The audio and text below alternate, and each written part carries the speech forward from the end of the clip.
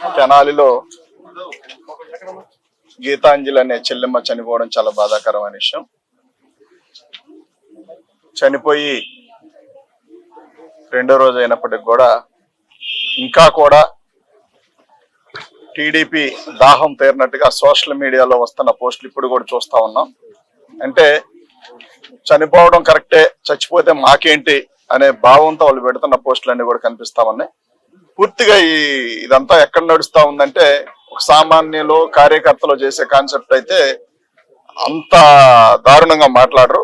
ఖచ్చితంగా దీని వెనక మరలా లోకేష్ అనే వ్యక్తి హస్తం ఖచ్చితంగా ఉంది. ఆ లోకేష్ అనే వ్యక్తి మాత్రం పూర్తిగా చంద్రబాబు నాయుడు డైరెక్షన్ ఉందనేది అర్థమైపోతా ఉంది.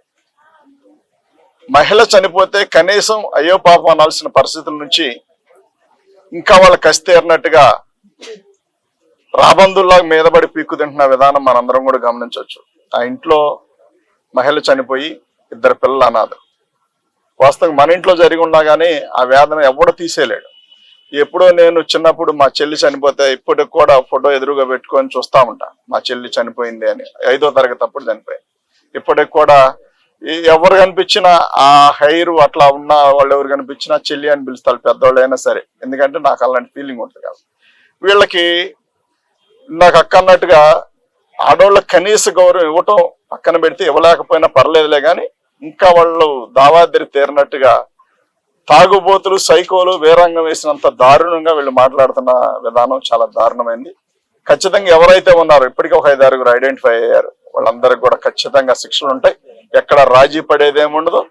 ఎవడెవడైతే ఒళ్ళు పొగరెక్కి మదంతో రేపు 24లో గెలుస్తామనే ఒక ధీమాతో ఈ దారుణానికి ఒడిగడతా ఉన్నారు. 24లో గెలవటం ఒక పక్కన పెడితే 24 లోపులోనే మీ అందరికి కూడా ఖచ్చితంగా శిక్షలు పడతాయి. అందులో ఎటువంటి డౌట్ లేదు. ఈ పాప విషయంలో గీతాంజలి విషయంలో ఎవరెవరైతే ఎలాంటి దారుణానికి ఒడిగొట్టి అలాంటి భాష వాడారో వాళ్ళందరి మీద యాక్షన్ తీసుకుంటే ఎక్కడ రాజీ పడే పరిస్థితి అయితే లేదు.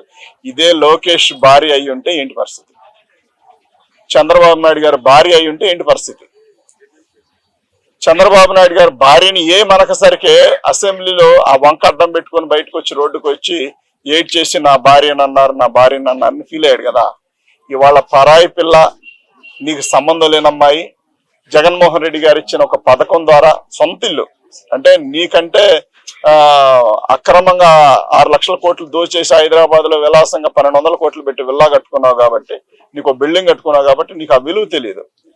సెంటు స్థలం లేక, సెంటున్నర స్థలం లేక, ఇల్లు లేక రోడ్ల మీద పడిగాపులు కాసి ఇంటి అద్దె కట్టుకోలేని పరిస్థితిలో ఉన్న వాళ్ళందరికీ మాత్రమే తెలుస్తుంది.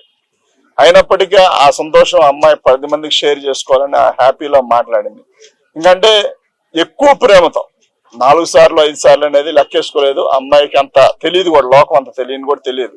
ఎందుకంటే ఆ ఎమోషన్ లో మాకు ఇన్ని పథకాలు వస్తా ఉన్నాయి కాబట్టి, మాకింత జగన్మోహన్ రెడ్డి గారు మేలు చేశారనే దాంట్లో 4కు బదులు 5 అనే ఒక పదం వాడటం వల్ల మీకు అది ఎక్కడ బూతులాగా అనిపించిందో నాకైతే తెలియట్లే. కానీ నేను ఖచ్చితంగా చెప్తున్నాను, మీకు ఒకవేళ కోర్టుల నుంచి రకరకాలుగా తప్పించుకోవడానికి విశ్వ ప్రయత్నాలు చేయొచ్చు, కానీ భగవంతుడి దృష్టి నుంచి మాత్రం ఏ రోజున తప్పించుకోలేరు.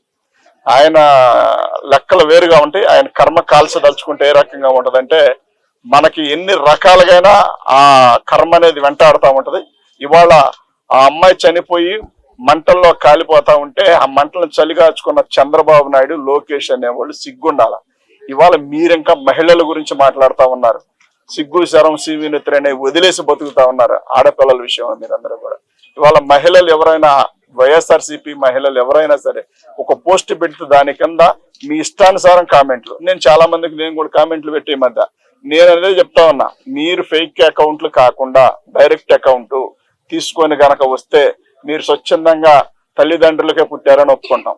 కానీ అడ్డదిడ్డంగా పుట్టిన ఎదవలు కాబట్టి ఇవాళ ఈ అమ్మాయికి కర్మ పట్టించి, అరే ఒక పేద పిల్ల, ప్రతి వాడికి బతకాలని ఉంటుంది. ఆలోచించుకోండి, ప్రతి ఒక్కడు కూడా బతకాలని ఉంటుంది. బ్రతకాలి, కొన్నాళ్ళు పట్టిన ఆ కోరికలు ఇవి, కారు కొనుక్కోవాలి, బండి కొనుక్కోవాలి, నగలు కొనుక్కోవాలి, ఇట్లాంటి ఆశలతో బతికే ఒక అమ్మాయిని, పేదంటి పిల్లని చంపేశారు కదా. డైరెక్ట్ గా పొడి చంపితే వ్యక్తిగత కక్ష అన్నా ఉంటది. మీకు జగన్మోహన్ రెడ్డి గారు ఒక పథకం ద్వారా అమ్మాయికి మేలు జరిగితే అది మీకు నచ్చక మీ పైత్యం అనేది తీర్చుకున్నారంటే ఎంత దుర్మార్గం ఆలోచించండి. ఆ పాప చనిపోయిన విషయం, మీ ఇంట్లో మీకు అమ్మ, అక్క, చెల్లి ఉన్నారు. యాదృచ్ఛికంగా ఎవరైనా ఒకళ్ళు చనిపోయి ఉండొచ్చు, మేము చనిపోవాలని కోరుకోము వాస్తవానికి. చనిపోతే మీ ఇంట్లో పరిస్థితి ఏంటి? మీ ఇంట్లో నీ వైఫ్ అవ్వచ్చు, పోస్ట్ పెట్టినాడు, కామెంట్ పెట్టినాడు, ఎవడైనా వాడి చెల్లి అవ్వచ్చు, తల్లి అవ్వచ్చు,